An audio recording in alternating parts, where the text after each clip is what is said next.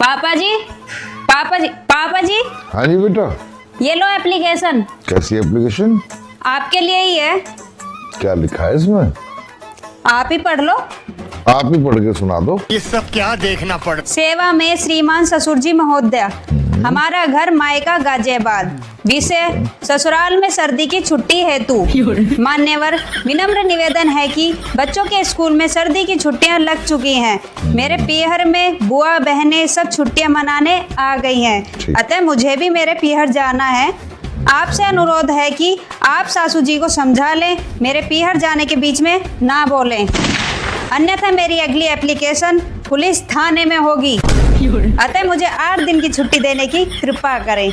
आपकी आज्ञाकारी बहू। ये क्या हो गया? ये क्या सुन रहा हूँ मैं? जाओ बेटा जाओ, जाओ बेटा, जीते रहो, खुश रहो। बेकार है भैया, मैं तो टूट गया मैं तो।